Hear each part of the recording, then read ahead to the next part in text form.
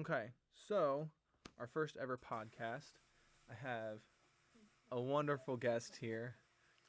Reluctantly agreed to help me with getting this up and going. Uh, the owner and founder of Oh My Gatos Cattery and my wife, Amanda Ohler. So you can scan the QR code there for 1V5 Productions or Oh My Gatos Cattery to go straight to the Instagram page so you can follow those. Makes it super easy. It's just right there on the page. So why don't you tell us a little bit about yourself? Myself. Uh-huh. Yeah, just a elevator pitch of who is Amanda Ohler. Amanda Ohler is a mom of 4 and a wife. We're celebrating our 9th anniversary here in just a couple days on December 14th.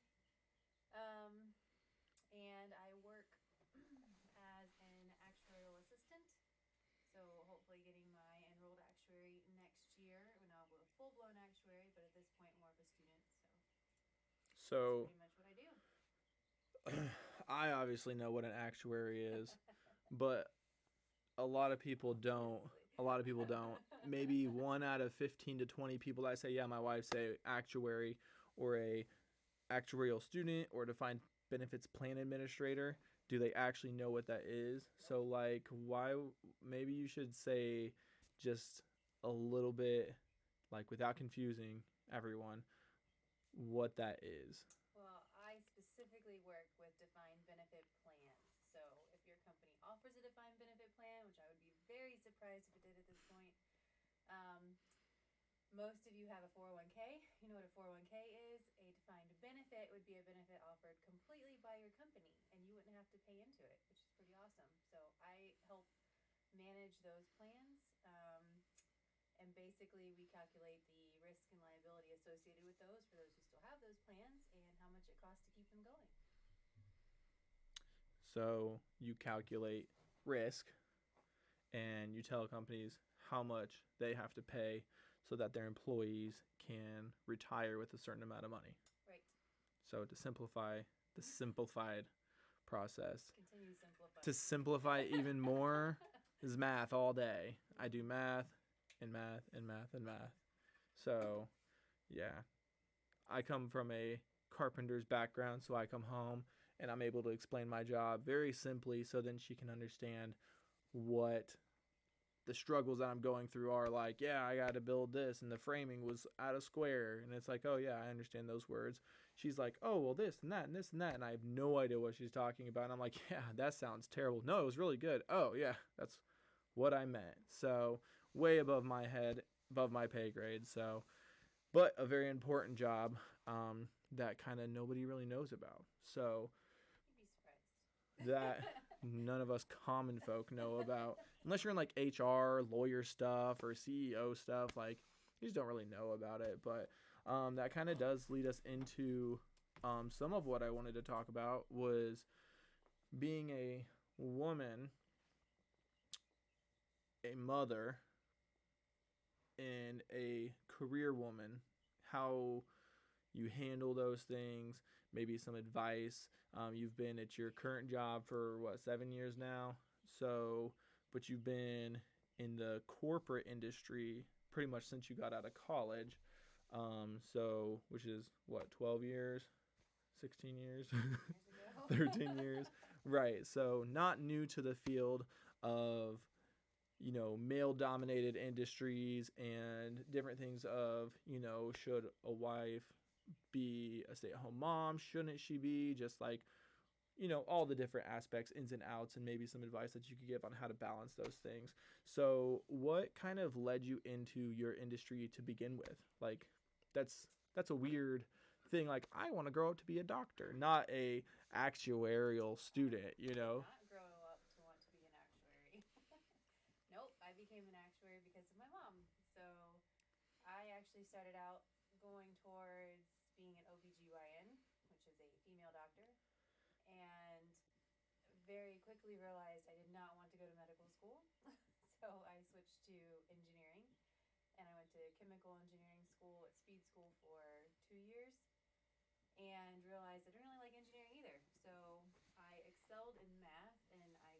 math major, and my mom told me about actuarial studies and the actuary that was on her board of directors. So I looked into that, and they had an actuarial program that I was able to get into.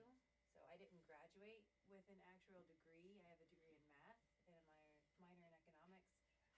But I took the exams, and I started with a company called Mercer um, as one of their actuarial students, and I took exams as a student with them for a few years, and then transferred to Indianapolis when I met my husband, and I switched to McCready and King, and then switched to Angel Pension Group, which is where I'm at right now, because they offered the ability to work from home, which was what I was really looking for, and that's kind of how I got to where I am.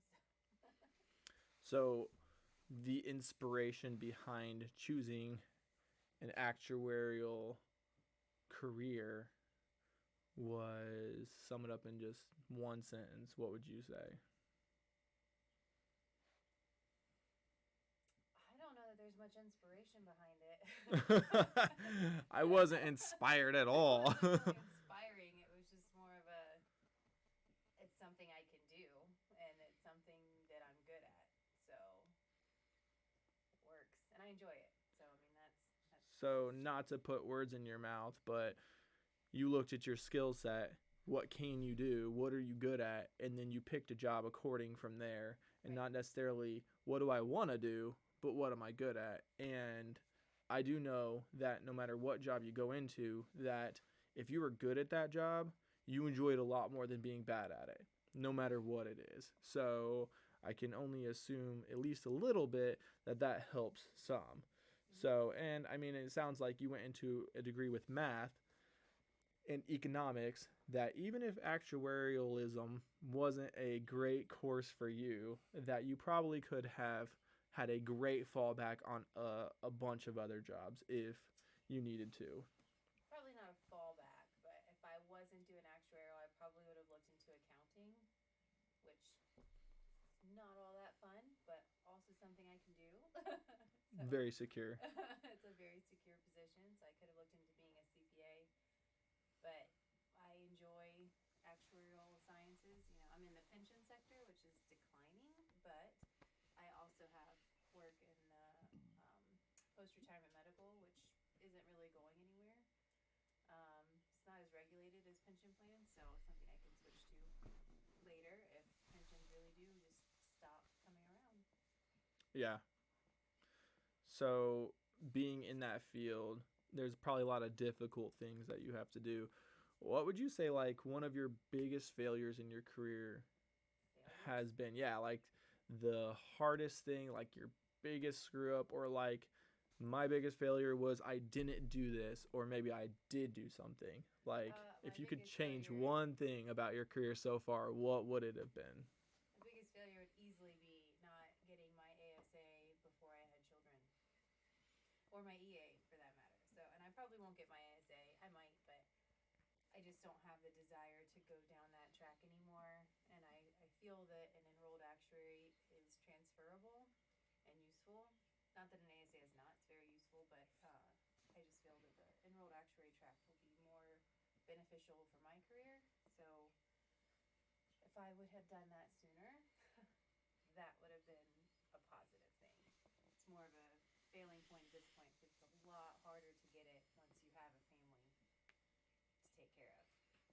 Right. So a little bit about that history is we had kids pretty early, so she kind of chose family. We chose family over career right out of the gate. But you do see a lot of women that I think is perfectly okay. They say, I'm not having kids because I want to have a career, and there's plenty of careers that if you put in the first 5 to 10 years, you get out of college at 21, 22 years old, you put in 10 years and you're at 31 to 32 before you really have established yourself in whatever field or career that you want to be in. That's not too late to have kids anymore.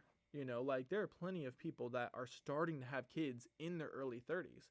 And we put ours back to back to back. The first 3 were 20 months apart. 20 months, 20 months, 20 months. God's plan, not ours. But that's how it happens. So if you're starting to have kids at 32, you're ending having kids at like 36, which is not bad at all. You still have you enjoyed a lot of your younger, age, being able to pursue your career, enjoy your spouse, just travel, kid free is great. So that's not a bad thing to do at all. We just chose to have kids quick. So we were all about that baby life, and once they started coming, they just didn't really stop. So I don't know why it just kept happening.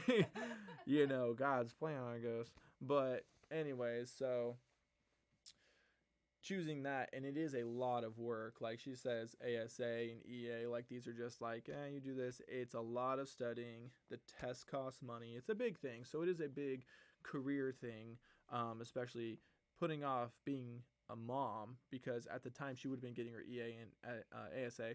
We had very small children, newborns up to 3-4 years old. So definitely chose motherhood in that aspect. So I mean, hopefully that just shows that you can kind of do both. You can pursue a career half-heartedly, if you will, still make a lot of good career choices, not putting anything on the back burner, and be a mom. So it doesn't have to be a discouraging thing for anybody out there that might be like, well, I want to be a mom, but I'm trying to do my career. You can do both, and you can do one and chase it passionately, and you could do the other and chase that passionately, be a stay-at-home mom. I'm focusing 100% on my kids, then I'll go for a career. Plenty of people do that.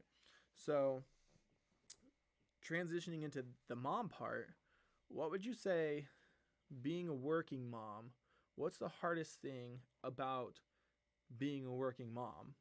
Like the mother part of a career woman. I think the hardest part about being a mom has nothing really to do with working or not working. It's the societal expectations that are put on moms, where regardless of if you work or not, you're always wrong. You're either staying at home, which means you're not pursuing your career goals, you're not hitting your goals, you're a failure, because you didn't get to where you're supposed to be right now. Or you choose your career and then you're not raising your kids, you're not there for them, they never see you. You can't win. You're a mom, you're always losing. Lose-lose situation. So you think the hardest part of being a career mom is just being a mom? Or maybe... No, it's being a mom without the support of the community. Because, and I'm not saying this about my employer, because my employer that I have now is fantastic.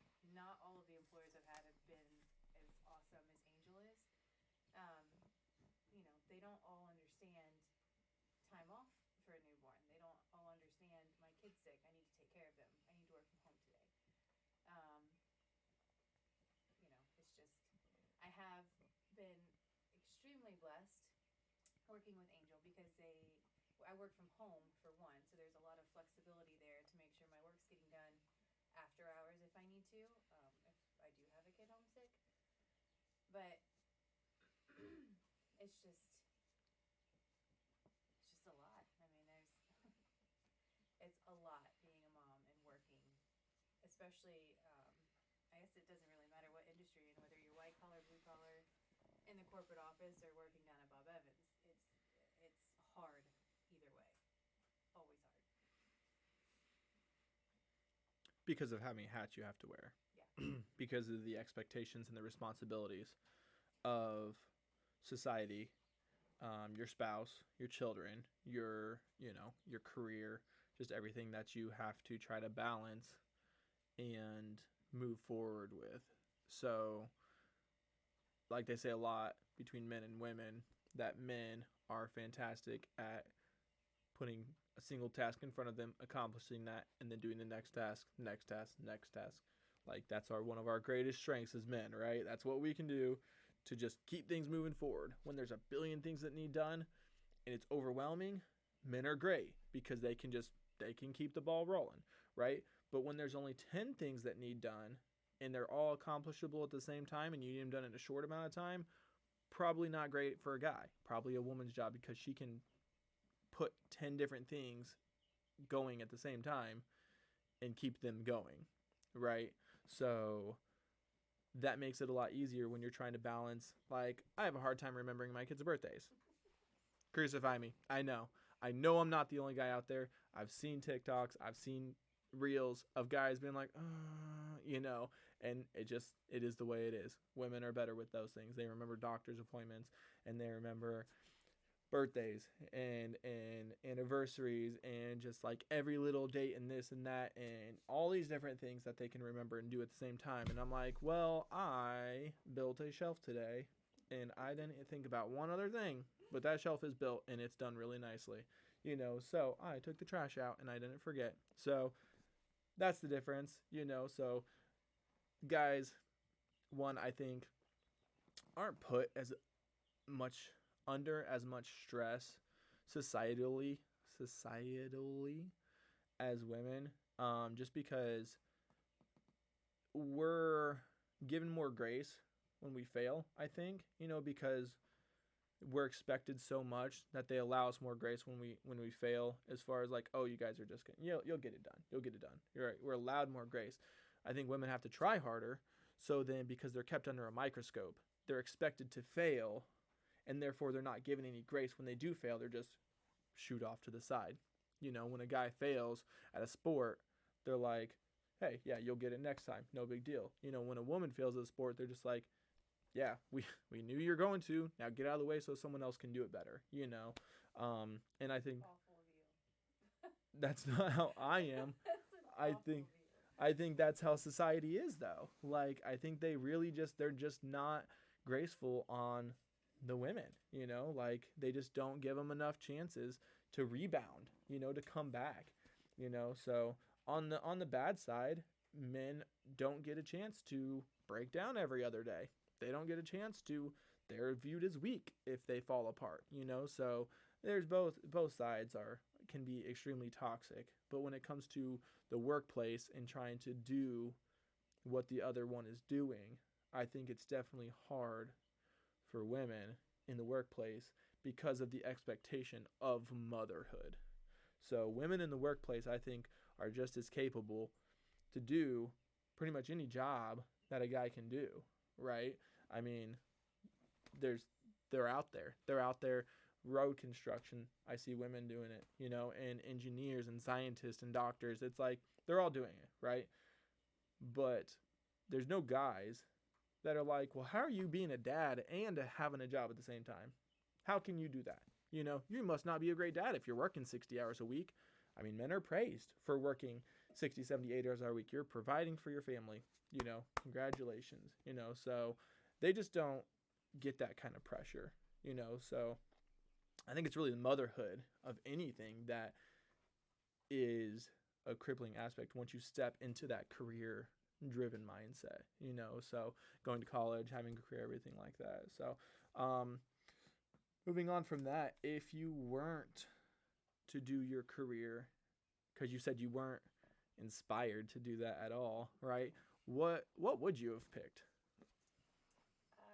When I was in college, I would have picked being a French teacher, which would have been an awful career path for me. C'est la vie, mon ami. Oui? Oui. Enchanté, mademoiselle. You keep saying that. I don't think that means what you think I don't think that means what you think it it means. It doesn't mean what I think it means, because I don't know what it means. But it's the only French I know. Baguette, croissant, coffee. At least you know food items. Yeah, the good ones. So, a French teacher, because you love teaching? No. Because I loved speaking French. So she wants to be a French talker. Can someone just pay me to talk in France? In France? Yeah. I wasn't going to move to France. I was going to be here. No one's going to pay you to talk in French here. Yeah, at a university. Just talk in it? Yes. No, you don't want to teach people. You just want to talk in it. No, I wanted to teach. I just don't have. I don't have the gift of teaching.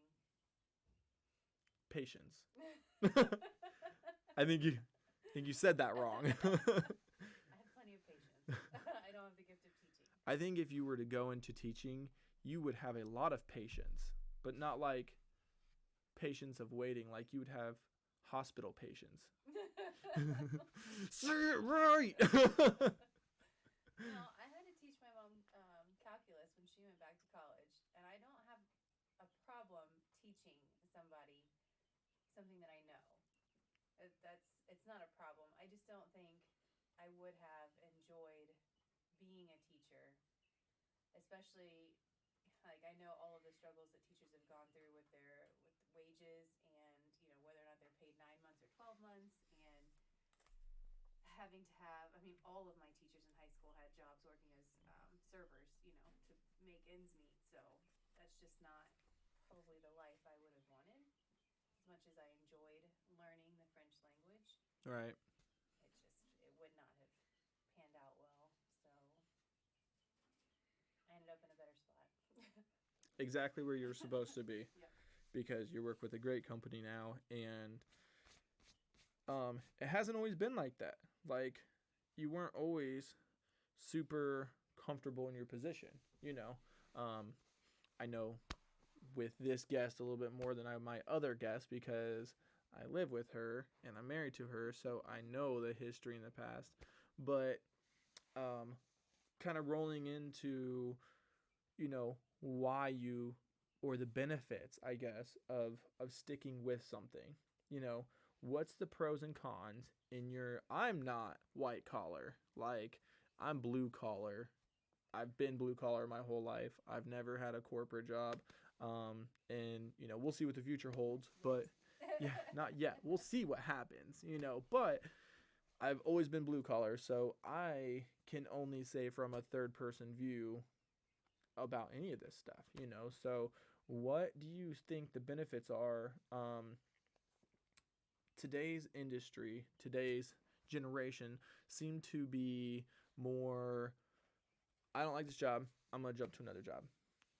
I don't like this job, I'm going to jump to another job. I'm going to stick at this job for like 3 years, get the experience I need, and then hop to another place. That's why pensions are going away, because pensions are a benefit, a true benefit. Like, not like, oh, it's beneficial. It's an actual benefit that companies offer. They give you a lot of money to stick around for 30 years, right? So since people stopped doing that, they're like, why am I paying all this money for these people to not stick around? So since that shifted, companies are like, well, I'm not going to pay the money. I'm not going to do this. I'm just going to, I'm going to hire people for 90 days and then get rid of them so I don't have to pay insurance and benefits and all this kind of stuff. And so both the employer and the employee are both at a let's not commit and just kind of like get done what we can get done. Yet there are still companies that are like, please stay with us. We'll treat you right, but you got to stick there. And every company promises it, but only some fulfill it. Like, what's the benefit of staying with a company versus hopping around? Like, why have you stayed with Angel 7 years, and you didn't know 5 years ago if it was worth sticking around for 7 years or not? You have to kind of walk by faith type thing. So what's the benefit of that? I stuck with Angel because they treat me right. I've never had to ask for a raise. I asked for time off, but I've never been denied time off. It's never been, there's never been an issue. I do everything I can to help them progress, to help the clients, with my job. I'm client facing, so to help my clients, which helps give Angel a better, um, Mm-hmm. I can't think of the word now. What's the word? Start the sentence over again. Maybe it'll come to you. Reputation. Yes. It gives Angel a better reputation when I represent them well. So obviously I'm doing that, and in doing that, they have taken care of me beyond measure, and there's no, I would not leave them. I wouldn't leave them. I would stay with Angel for the long haul because I have no reason to leave. So they treat me well. I really enjoy the people I work with. I enjoy the job that I do. So as long as they have work for me, I'm not going anywhere. With other places, there's a huge benefit with staying with your employer, but it's twofold because it has to be the right employer too. And I don't think that most employers are trying to cheapskate around their employees. I know that gets thrown around a lot. I just don't think that's true. I think a lot of it has to do with talent and experience and what you're giving the company. And if you're constantly coming up to your boss saying, I need a raise, or, you asked me to do this, that's not my job. Why are they going to give you a raise or help you out when you're not willing to help them out? The whole that's not my job aspect of it is very entitled. And there's plenty of things that I do on a day to day that are not quote unquote my job. But I do them because it helps the company. And in return, I, get regular raises and bonuses that are fantastic. So that I probably wouldn't get if I wasn't a team player. Right. That's just kind of how it works. And the previous company, the first company that I was with out of college, I would have stuck with them too, if it weren't for the change in management. And I tried to stay with them when I moved to Indianapolis. I tried to work out of Indianapolis's office. I tried to work remotely. I asked for a lot of different options, and the new manager that took over that office just said no. They would not allow it, which was unfortunate. And then shortly after I left, a lot of the senior actuaries that I worked with also left. So, not surprising. Management switched, was not a great place to work anymore. And that happens. And I was there 4 years. So, right. if it's not the right fit, but to that point, you can't be somewhere for 3, 4, 6 months and be like, this is not the place for me. You got to stick it out a little bit longer than that. You got to put in the time, put in the effort, because it could be that the company is going through a change and you are the change that's going to help them get to the next level, because maybe they're unorganized. Maybe they have somebody new on the team that is trying to figure out how to work with your team. Like you got a new boss type thing. And you can be that change to help them navigate that. And then you become way more valuable to them, so that after you've stuck it out, they're like, man, that's the person that I want on my team going forward. And then you get benefits for it. You get the higher pay raise, you get the bigger bonus, you get the promotion. Like you have to stick it out. Unless you're just truly being like abused, Right. then obviously don't. But there's going to be ebbs and waves with every job, corporate or not. It's going to be that way. So Yeah. And with resources today like Glassdoor and different websites and reviews and things like that, that you can see what employees have kind of go through, you can kind of get a feel for a company before you even start working there. So you can see if it's like, oh, it has 75 different employees that work there, and said, no, it's, managers harassing everyone. They expect you to give up your entire life. You can kind of get a jump start on whether or not they're even worth looking into. It doesn't matter about the pay. Would you take an extra 40 grand a year to be overworked and abused? It's like, absolutely not, right? some people would, and then they will regret it and they'll complain about their life every day. I don't think that's worth it. Yeah, I guess an extra 40 grand, if you make 40 grand and doubling your income, yeah, they probably will. If you make 200 and you go from 240, then it's like, no, it's not worth it. So I guess it just depends on what really you're kind of looking at.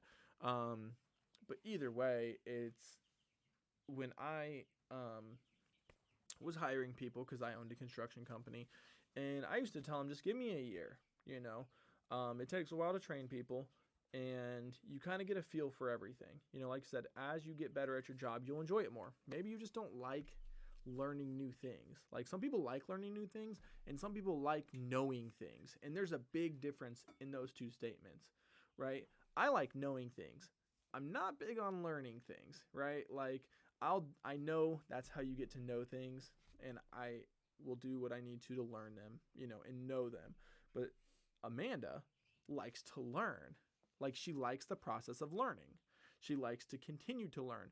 There could be something 100 steps long that takes 10 years, and it's like, and she would be like, let's jump in, let's enjoy it, right? I like the learning process.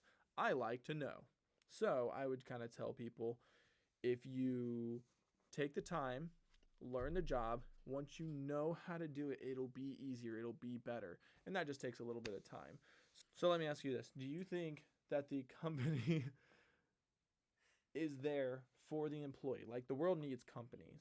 right? We would not have anything. We'd still be in the old time village of chop down trees to make your own home, and I'm going to give you a piece of meat for a loaf of bread type thing if we didn't have companies supplying and servicing the country.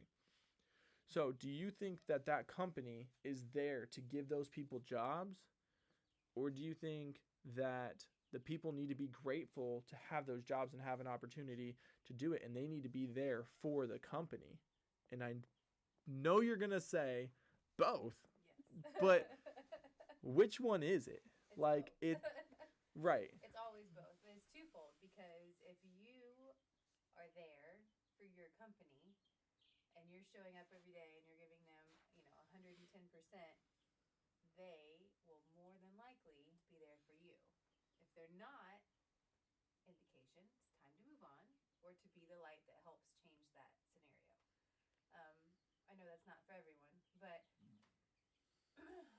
that's just what it takes. I mean, the companies anymore are not. My perspective is they're not going to continue to just pour into brand new employees and pray that they stay with them because more often than not, this next generation, my generation even, is just skipping jobs. As soon as somebody offers you an extra 10 grand a year, you're gone on to the next company. There's no loyalty there. So why are they going to pour into you and give you um, all these extra perks or whatnot if you're not going to stick around and be there for them? Like you're kind of like playing both fields, or you're getting your paycheck, but then you're talking to this other guy on the side to see if he can get you an extra paycheck. So it's twofold, but I think it starts with the employee, and I think it starts with the employee showing up and being there for the company, and if change is needed, being the voice for the change in a very respectful manner, in a very professional manner, being the voice for the change, and then give it some time for the change to happen. Help implement the change, help provide the way. I think pizza parties aren't going to do it anymore. I really think giving everyone an extra 2 days off a year would be more important. Offer a suggestion that they can implement and help. And if they don't implement it, give it some time. Maybe they have a different idea that's going to work better. And 2 extra holidays, not 2 extra PTO days, something like that. And if it just doesn't happen, then okay, I stuck it out. I waited an extra year, hoping, helping, trying to make things change. It's time to move on. But if things change, then stick around because you're pouring into a company that is now pouring back into you. It's And you're part of the solution. Yeah. I mean, I feel like so many people are focused on themselves. I worked at a place, a furniture company, and I felt like there's no room for promotion. Like they were real janky on how they promoted. It seemed like they only promoted certain people for certain reasons, and I just didn't appreciate it. So I moved on, which was perfectly fine, left on good terms, and tried other things, which opened up doors and opened up doors. I had a friend that stayed at that company, and he stuck it out, and he kind of went through hell and high water with a lot of things, especially with COVID and everything like there. Just like a lot of companies, they had to do pay cuts, and one of the big things that that company didn't understand was that those employees were the only reason they were in business, and he was kind of being mistreated in some aspects. So he stuck it out and stayed there and said, no, this is how we need to do things, right? And since he put his neck out with the owner of the company multiple times, things he said that he's told me that he said to the owner he probably could have been fired for, but he was one of their top installers at that point. It kind of caught the guy's ear, caught the owner's ear, and made changes not only for him, but then he made sure that everyone else was kind of being treated equal. It wasn't just about like, let's just pay this guy off so he'll shut up and move on and we'll just get past it. Like he made sure that things were better for other people. But even if he made the changes and then quit, he still made the changes for those other people. He still got things accomplished and did it. He wasn't just like, I'm out, peace. He's like, let's fight for this, right? One, COVID was a really hard time to get jobs and to kind of go through all those things. So there wasn't like a ton of options to just turn around and be like, I'm going to go over here. Like it wasn't really going to happen, so he was kind of somewhat forced to fight for it, but the fact that he did, and he helped out at least 6 to 8 other guys that were going through the same problems he was, that maybe you stick it out with your company, do the best that you can, just like voting. You can't complain about who got voted for if you're just sitting in the back whining about it. Like, speak up, say something to the person that you can, respectfully as much as you can, and maybe you and 5 other people all are upset about the same thing. You all speak up in different ways, and then it started catching someone's ear, saying like, hey, maybe there's a problem, maybe our staff is unhappy. Do we really want to lose these people? No, not really. Well, what would it take to keep them? What will it take to make them happy? And not, if you're with a good company, I think they're going to say, I didn't know this was a problem, or I was kind of aware of it, but I didn't know it was this much of a problem. So I want to fix it. I want to make sure you guys are happy. I want to make sure you guys are taken care of. That's what a good company will do, right? A bad company will be like, what will it take to get them to shut up and not quit? For the employee, that's still a win.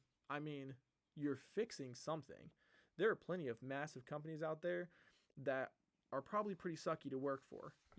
Different warehouse jobs that I've heard of people being like, they just use and abuse you, but if you get increases of pay, if you get extra holidays and you all kind of band together and get it taken care of, you're still getting it, like, it's better than not. It's better than poking the eye with a sharp stick, right? So saying something, sticking it out can just only help yourself and the rest of the people that are there. Just up and quitting, which I've seen so many people do. Yeah, I didn't like that they only had 5 holidays, so I left. Why? Why didn't you ask for more? Yeah, that's their policies. I'm not going to change it, and then they dip. And then the companies are like, well, I'm not going to train anybody very well unless they're here for 6 months, but then everyone's mad because I'm like, I don't know how to do my job. Everything's frustrating. Everything's falling apart until you've been there for a year and a half. And it's like, oh, things are a little bit better now. Now that I know what I'm doing, and I can see everyone over here on this lower level is just scrambling to go day to day in pure chaos because they have no idea what they're doing because the company doesn't want to train them, right? Like, I'm a big fan of Richard Branson, European billionaire, has Fortune 100 companies, multiple Fortune 500 companies, and one of my favorite quotes, which I tried to implement into my business when I had it, was someone came up to him and said, we're getting all these employees and you're spending a lot of resources training them. What if we train them all and spend the money on training them and they quit? And he said, well, what if we don't train them and they stick around? It's like, what? You're screwing yourself. You're screwed either way. You might as well take the chance on spending the money and not being screwed. Because if you don't spend the money to train them or you don't go through the training, then you're 100% screwed, whether they quit or don't. So another quote of his that I like is, train them so they can leave and pay them so they don't, right? Train them to be the best employee that they can for someone else, but pay them enough so that they don't want to leave, right? Like, that's foolproof, and if this guy says it, it has to be true because he could buy Ohio, so it's like, and he probably has more real estate than Ohio does. I mean, like, he's got to be right somehow, so do you have a favorite quote?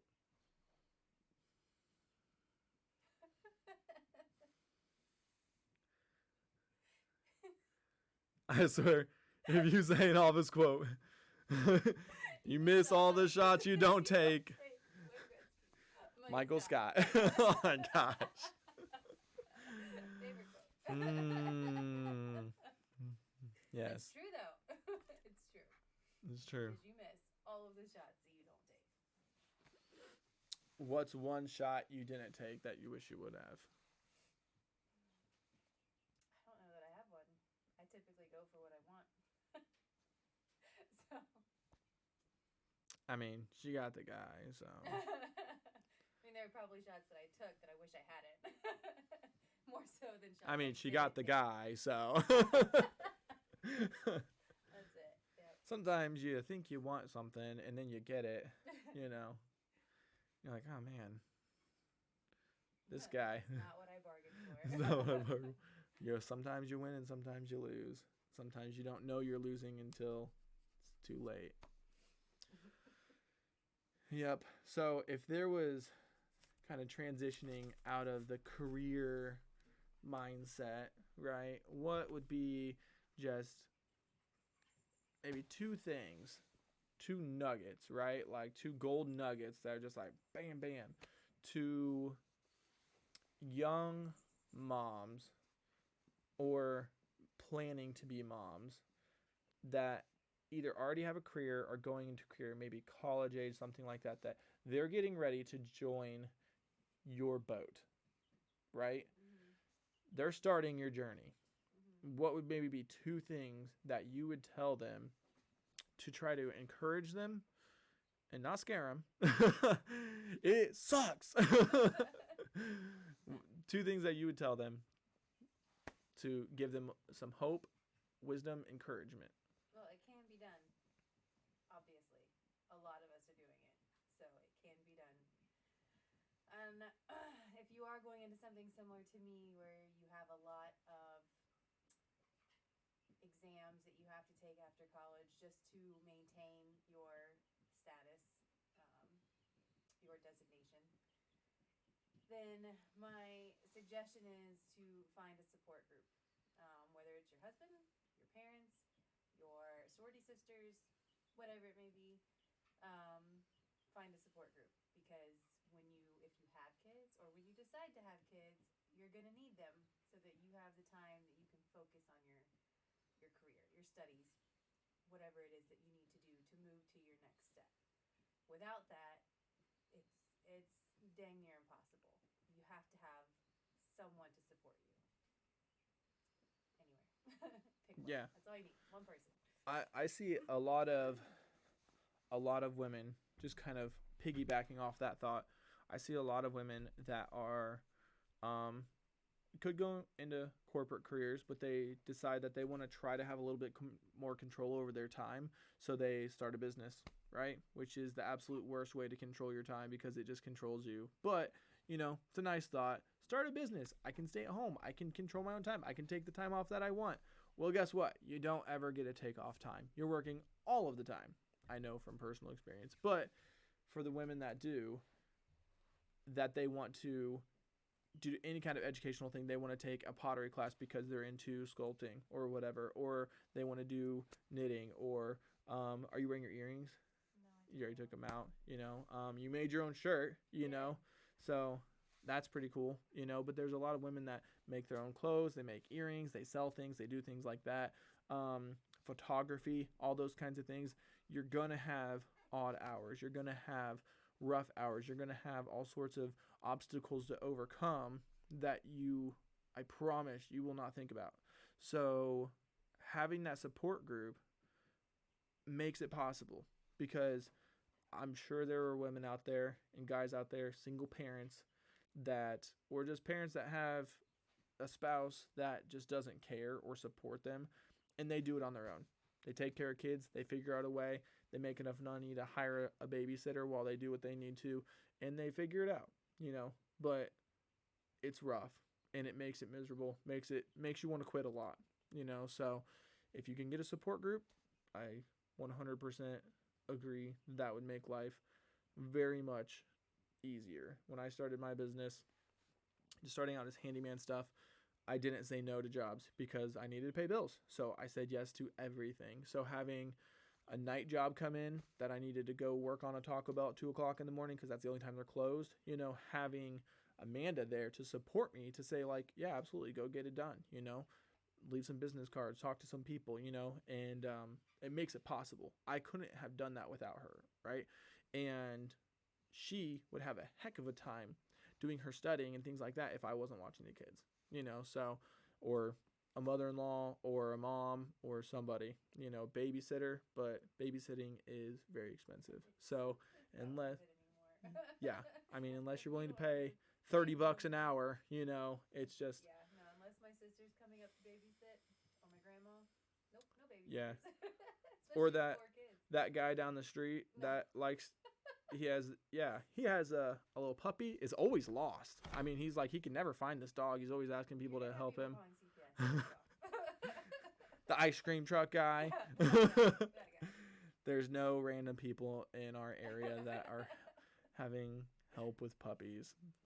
So, if anything, we're the ones with the dogs that get lost all the time. So, I'm that strange guy. If you see my dog, no, I actually quit chasing him. He comes back.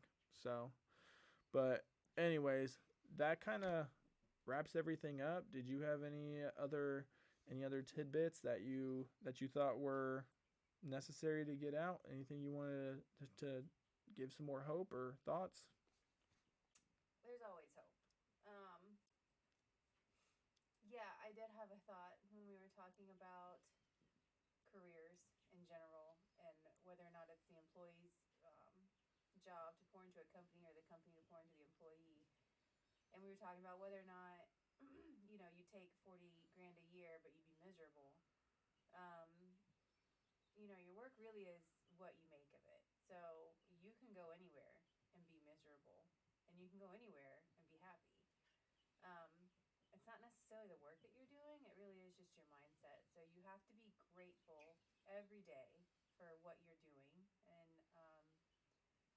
that just kind of overflows into your work and into your work life and then your experiences. And then before you know it, you really like your job because you're just grateful that you're working, and you're grateful for that paycheck, and you're grateful that your family's taken care of, and you're grateful that you're home every night or every morning or whatever your schedule is. But the more grateful you are anywhere you are, the happier you will be. And I know it's easier said than done, but I mean, because, like I said, I love the company that I work for. And it's not that they're perfect. They obviously have their flaws like any company does, but I am just so overly grateful for them that I overlook pretty much any flaws that come about because they're very minor compared to how blessed I've been by this company. So, just continue to be grateful anywhere you are, and it will overflow into everything else in life, and you'll be happy. You'll make it work, and hopefully by the time that you're like, I'm really happy here, that's when the company sees it and they're like, I want to keep them around. So here's a paycheck. Here's a paycheck. Here's extra paycheck. Yeah. Yeah. Absolutely. Just put it all in, and we come from Christian background, and just doing everything to the glory of God makes it a lot easier. You're not working for man, but you're working, to make sure that you're holding up those standards. So that doesn't make it easy. That makes it easier. When you realize it's not all about us. That company is providing jobs for lots of people, and hopefully you're just appreciative to do those things. Because if you woke up tomorrow and got a call and said you're not working here anymore, I think you might be a little bit upset. Some people might be like, oh, cool, glad I didn't like it anyways. And if you're one of those people, go find another job. You're probably ruining someone else's day. Like really, if you're that person, just go find another job. Yeah, just go somewhere else. Right? But if you're like, get a call tomorrow, you're fired, and you're like, oh my gosh, I don't know what I'm going to do, then be grateful that you didn't get that call today. So, but that wraps up our time. So, thanks for stopping in. Appreciate, all the interest, and, Amanda taking the time from her busy schedule, all cozied up down here with me in my studio. So, God bless and take care.